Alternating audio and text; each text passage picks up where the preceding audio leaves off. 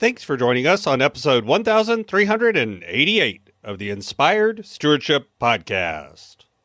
I'm Brent Pohlman. I challenge you to invest in yourself, invest in others, develop your influence, and impact the world by using your time, talent, and your treasures to live out your calling. Having the ability to dig deep and understand what's in your heart is key, and one way to be inspired to do that is to listen to this, the Inspired Stewardship Podcast with my friend, Scott Mader.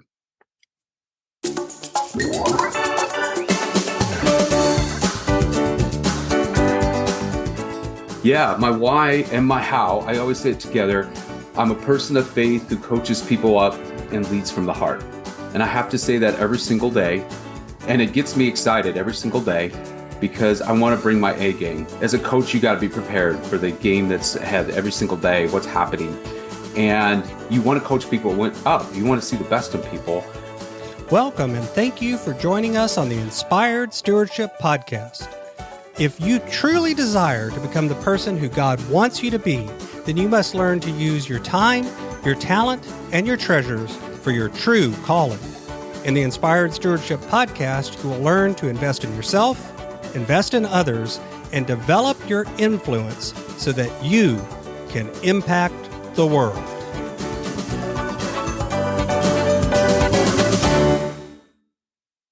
In today's podcast episode, I interview Brent Pohlman. I asked Brent about his journey to not only being a heart-led leader, but teaching others how to do the same. I also asked Brent about how his faith has informed his leadership. And Brent also shares with you how important it is to make a change in your leadership if you find yourself focusing on reaction instead of relationship. I've got a new book coming out called Inspired Living, Assembling the Puzzle of Your Call by Mastering Your Time, Your Talent, and Your Treasures. You can find out more about it and sign up for getting more information over at inspiredstewardship.com, Inspired Living.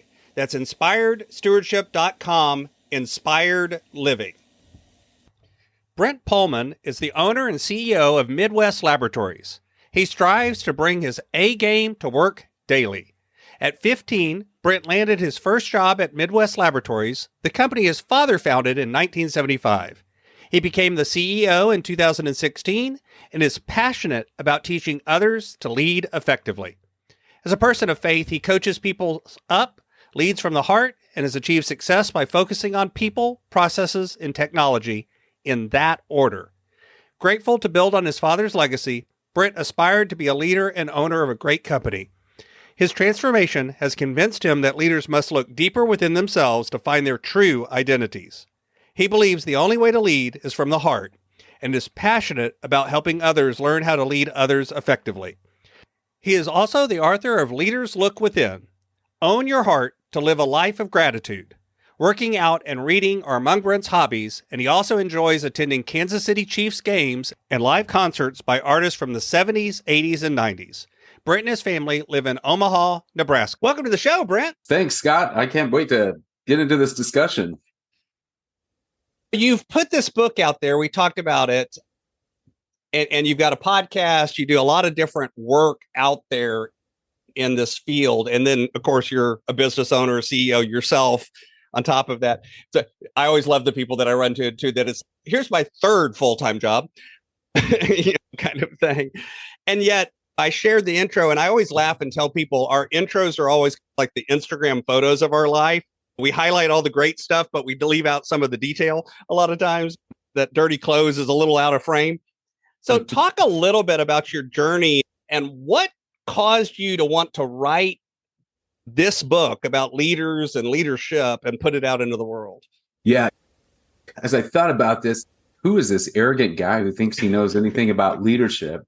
And that was really, we have that kind of feelings about ourselves. And then I really thought about it is, I don't know about you, but I have so many management books, leadership books on my shelves, and I've never found the one that really spoke to me.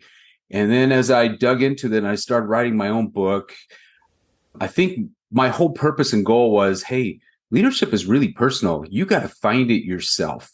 And I think that message as I was writing the book was, my book is like a work in process.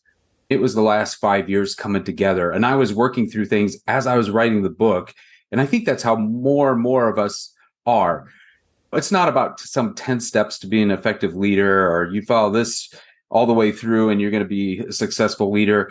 It's everything. It's your whole mantra. It's everything about you, and you got to find it. And I think that was very powerful for me. And so that was really the purpose in writing the book, was just giving that message to people so they can find it themselves. Because I don't have the answers. I'm still working through it. I'm still every single day learning more. And I think that's what it's all about, to be an effective leader.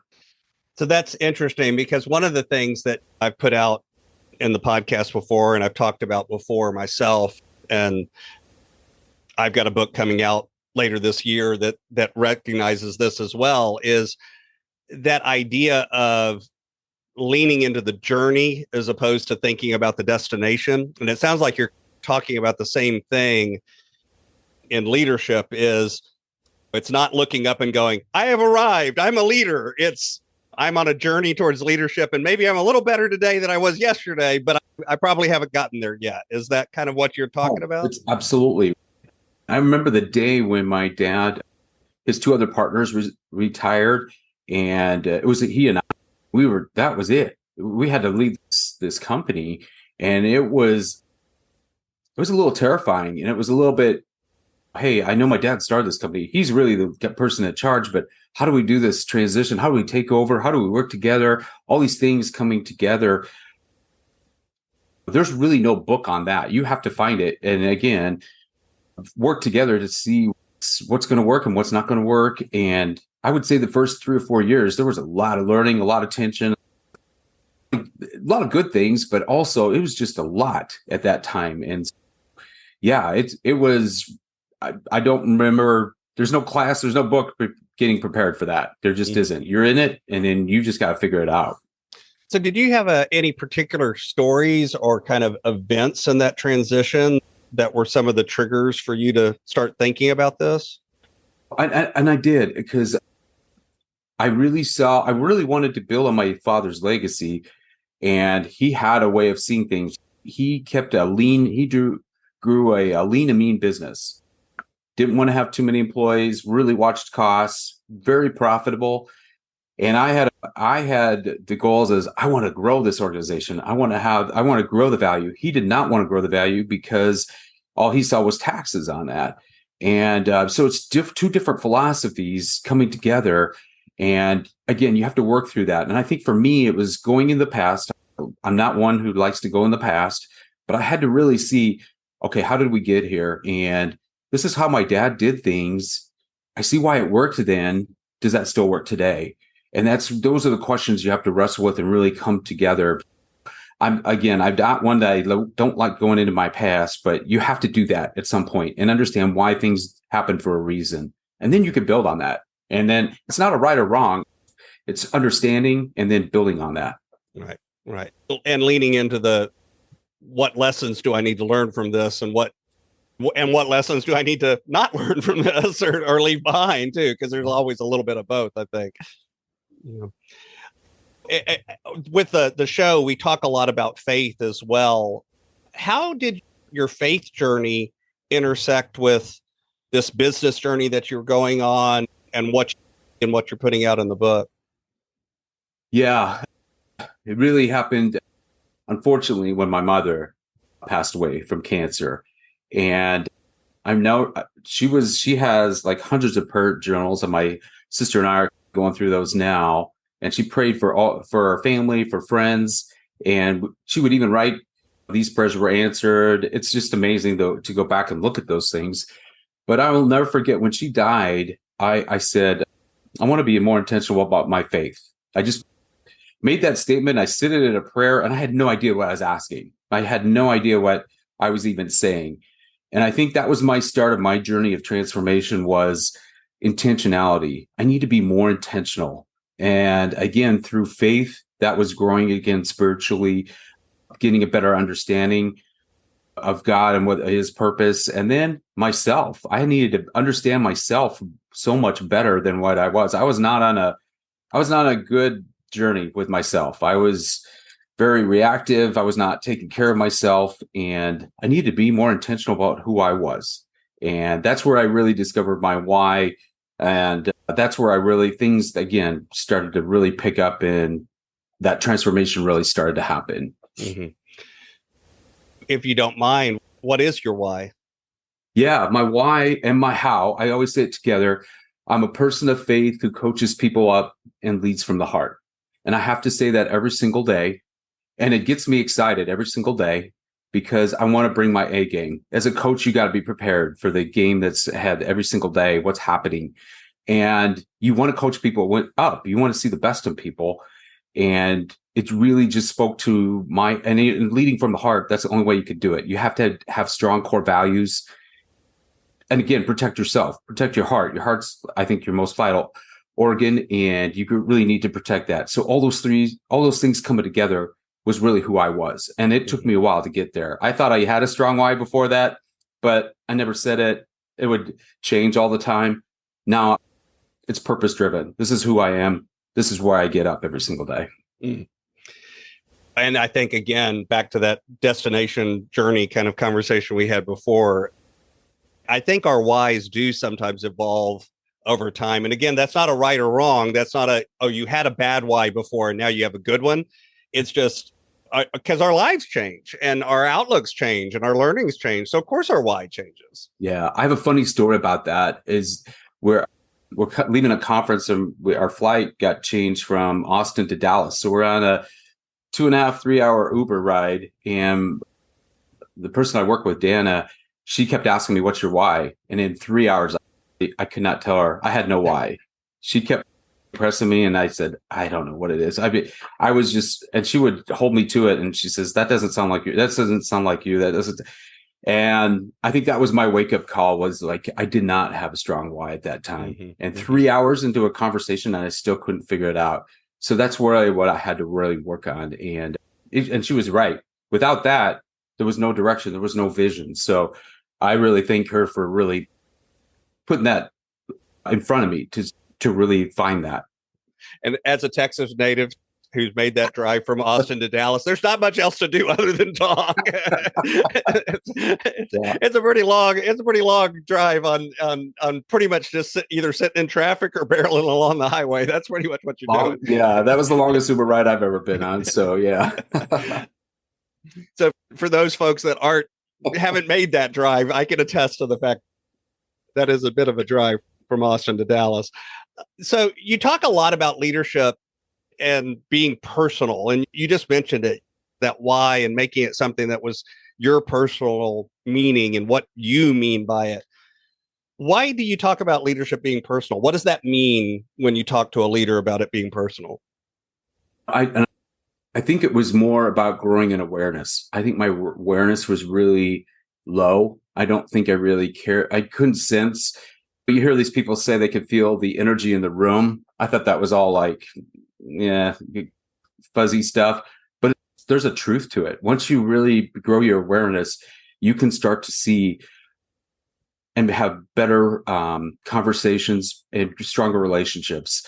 I think of about a meeting. You have somebody who will say something really off, and you're like, my initial reaction, and used to be, it would be totally reactive. Like, where's that coming from? What are you saying? What's going on? Versus if you just take a step back and think, okay, something's off here. This is not normal behavior from this person. And then you go back and you find out maybe it's a situation at home. Maybe it's something personal. Maybe the person's just not feeling well or just not having a great day.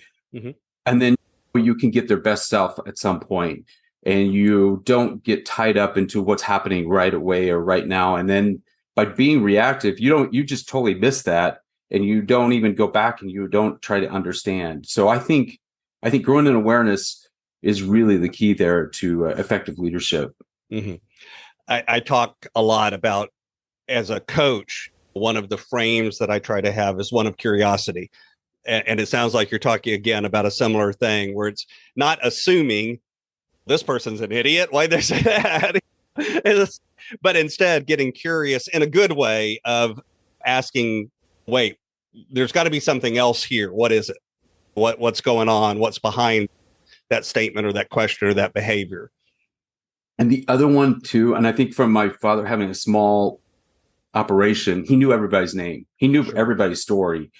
And now from going from 120 people to a 300, I don't know everybody's name, but I'm trying to learn more the employees' names. And when you can call someone by their name, people stop. They want to hear their name. And I think that's another personalization piece that really has stuck with me. I think of a lot of my life, I don't think I ever heard my name mentioned in a meeting or anything. It's, hey, you, what do you think? What do you think? But when you use someone's name, we all are attuned to our own name, and we hear it, and then we stop, and it personalizes conversation. It shows that we care. We're actually taking time, just a little bit of time, to stop and really care about what we're saying or what we're listening to. And in the book too, you talk a lot, and you've mentioned it already today, about reactive leadership versus relational leadership, which is what you're talking about now. And I want to dig in not just to what is a relational leader, but you just talked about a big challenge that you have as you grow or as you scale, or you go from 15 to 50, from 50 to 500. It's a different kind of thing. So as a leader, how do you focus on being a relational leader, even though there may be that challenge of size and scale and numbers and that kind of thing? I really think it's about, even when you're passing people in the hallway, just stopping to say hi or how are you? Just those little pieces. I remember being fearful of being seen with the CEO. I didn't want to be around the CEO of a corporation or be called into his office. That always meant something bad. But I think here, when you just take the time, whoever it is, it's just, and you don't even have to talk work. You're just showing that there's just a personalization there, that you care, that, hey, how are things? How's your family? How's your kids? There's more to life than just work all the time. And I say that, but if we can get our people to bring our best selves and know that they feel safe when they come to work, and they know that the income that they make they can pursue their own dreams, they can support their families. There's a bond there. And I think it's really that growing that bond and that strength, but it takes time. You got to take investment. You got to care. You could spend your whole day. I could spend my whole day in the office, closed doors, or work from home and never see anybody. I just think that's wrong. I think people need to see you, and people need to know that you do care, that you basically are there and they can see you. There is that piece, I think, to having a healthy work culture and growing in relationships. Mm-hmm. I know too, for me, even when I was in leadership in a corporate position, I actually had to learn to be careful of what my face looked like, even like when I was going to the bathroom, running down the hall to go to the restroom, because I actually am thinking about something. So my face looks a certain way. It has nothing to do with anything. And then pretty soon there's a rumor that there's about to be layoffs. And it's, where did that come from? And it's, you were frowning. And I'm like, no, I wasn't. But so I had to learn to be careful about what I looked like and what I said, because it would send unintentional messages as well. Absolutely. No, in the meeting, people laugh at me now, because let's say the question comes up, I think somebody says, hey, I think everybody in this room should get a 20% increase in salary. You might hear this big, deep breath. That's how I deal with things now.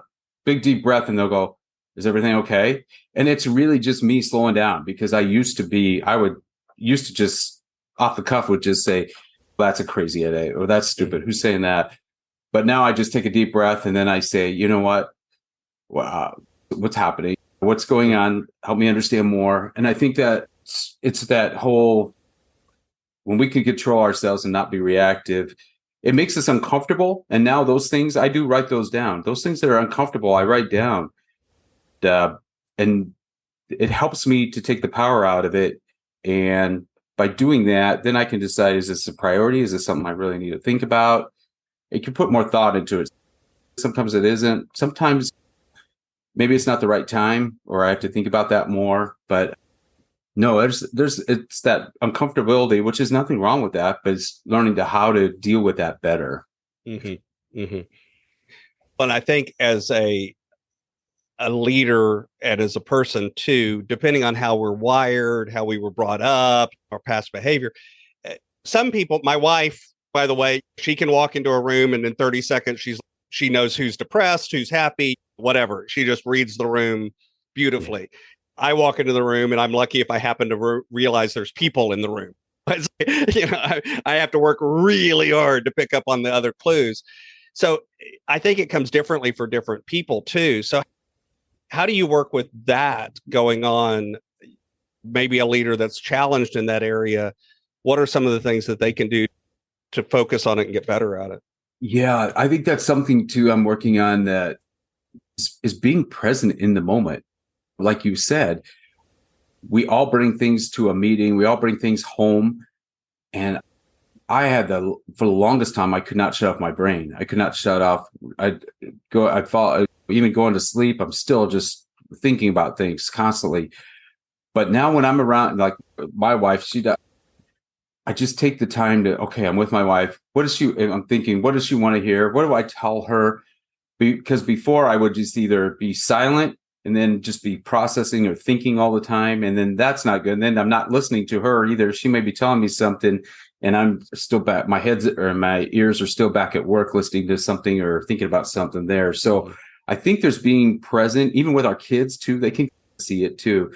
We need to stop and put things aside and know who our audience, who are around, and just really be in the moment. And a good part of that, even this summer, I had two daughters getting married. I really worked on, some people, like you said, it comes easy. I really wanted to be in the moment with my two daughters getting married. And I just really worked at, hey, I got to put this stuff aside. Hey, today, by Saturday, the wedding day, I don't want anything. I am not thinking about anything but this day, because it's going to be so special. So I think for me, I have to work at that. I have to really be intentional about those things. Mm-hmm. So when a leader is hearing all of this and maybe they're recognizing themselves a little bit and the stories that we're both sharing, they're thinking, yeah, I'm a little bit more reactive than relational. I'm not necessarily where I want to be. What's one or two things that you feel are really important to focus on first to begin to make that shift? For me, it's journaling. I have to do that as part of my daily routine. So journaling in a daily routine. By journaling, again, I write my intention for the day. I write my top goals. I write I was uncomfortable with the day before. I write down my wins for the day. But that really there's a power in that. By writing it down, you're giving thought to it, and it's not consuming your thoughts all the time. And you've just put it down on paper. I think, too, the daily routine. In the mornings, I just know I need some personal time. I have to get out. I have to work out. I have to get outside. I got to do those things because I know that'll make me a better person going into the day. And by doing that, by having that, I just know I'm set up for much more success than if I don't have those things. And that's why I do it every day. That's why it's a daily routine. And it's just part of me trying to bring my best self every single day. And I have to be intentional about it. That's, again, that's the only way it works. I can't just say I'm going to do it and then not do it or be inconsistent, because I did that again for years. But there's got to be a purpose behind it. And I'm going to share the pushback because I've heard it before.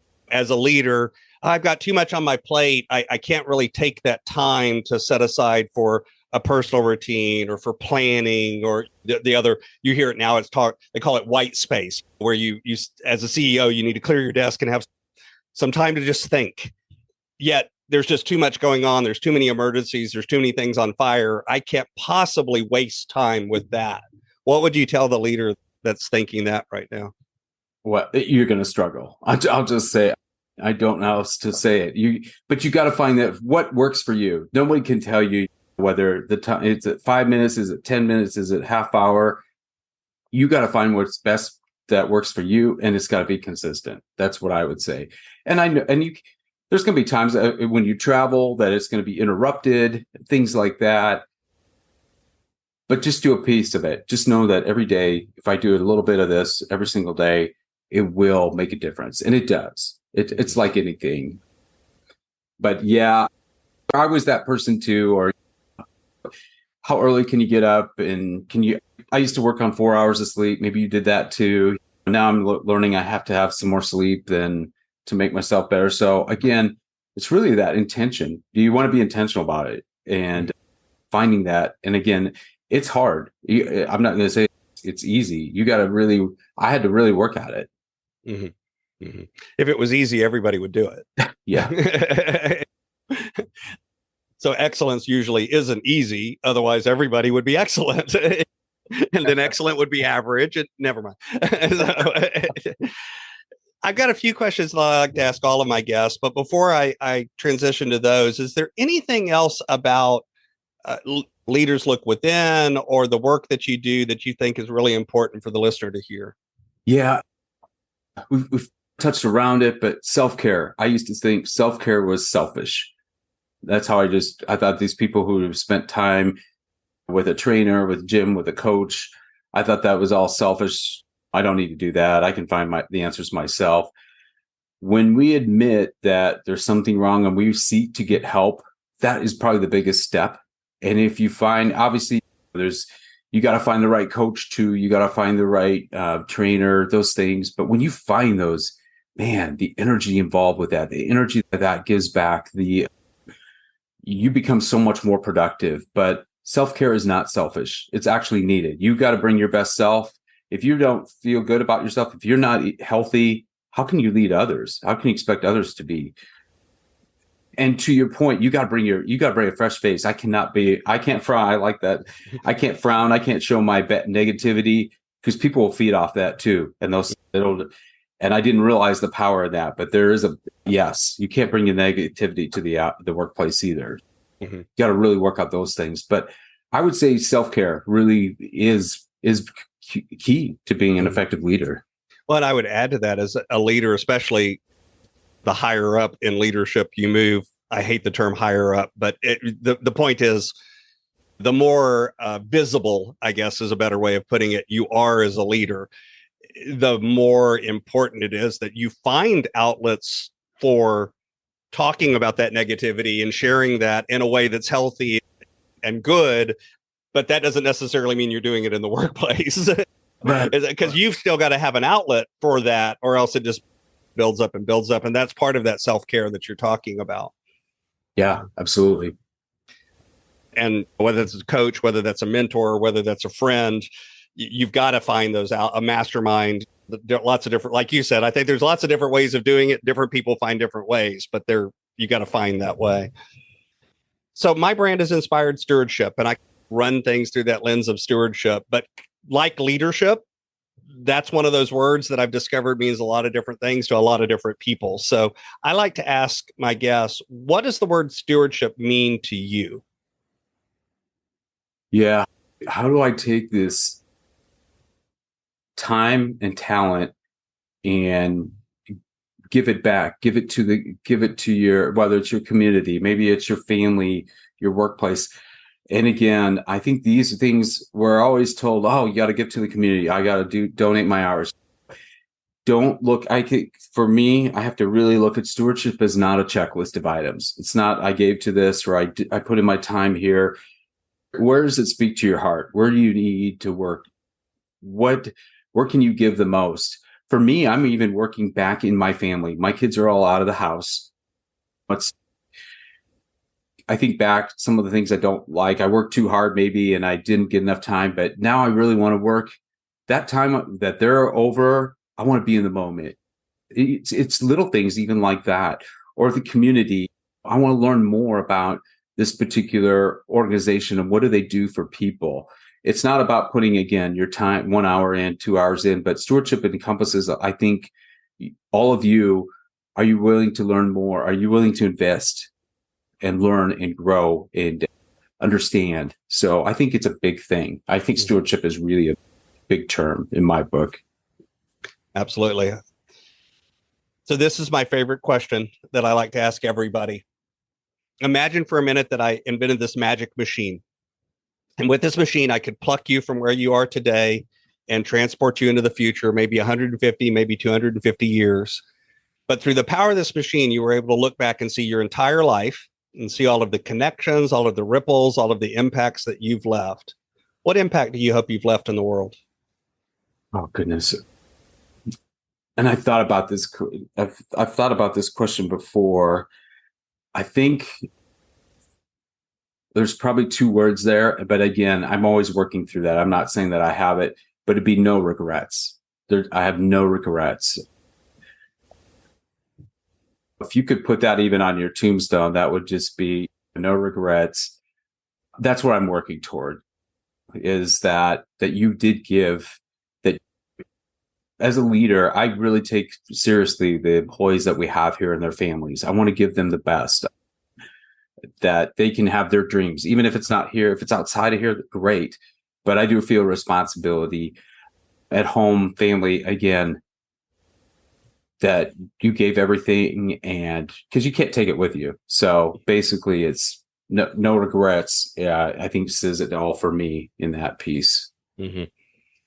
So what's coming next? What's on the roadmap as we launch here into 2024 and move into the rest of the year? Gosh, there's so many exciting things.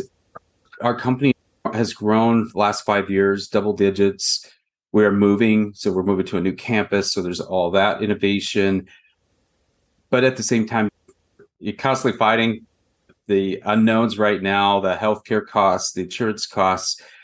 I think there's really opportunities. What I'm learning is there's opportunities in any of these issues. You just got to really spend the time. And thankfully, I have a great leadership team that we really want to own these things and we want to do what's best. And if you have that mentality, you have a group of people that you can surround yourself, you're going to go far with those type of things.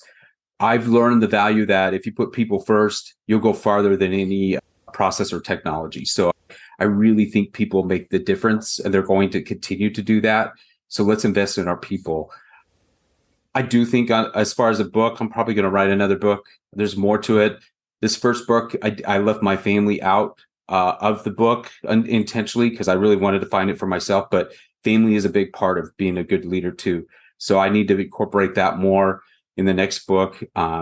I don't have the title yet, but I'll probably be working on that. It was fun writing this book and giving it to my kids to actually see. They had no idea that I went through some of these things. So it's really, if I have another, I would say if you are a leader, think about writing a book, putting it down on paper so people can see your story. Because believe it or not, my kids didn't even really, it helped them understand where I was coming from too a lot. I think all those things together, it's very exciting. I think I'm in a very exciting position, even with all the uncertainty in the world and all the craziness. We're going to get through this. I do believe that. You can find out more about Brent Pohlman and his book over at ceoofyourheart.com. Of course, I'll have a link to that over in the show notes as well. Brent, is there anything else you'd like to share with the listener? Yeah, as far as the book, just type my name in Amazon. There's not too many Brent Pohlmans out there in Amazon, and you could buy the book there. Again, I think it's just a way for you to unlock your heart and to live a life of gratitude. Follow me on LinkedIn is probably the best social media site. I usually typically post things on a daily basis. And yeah, thanks again, Scott, for having me on the show.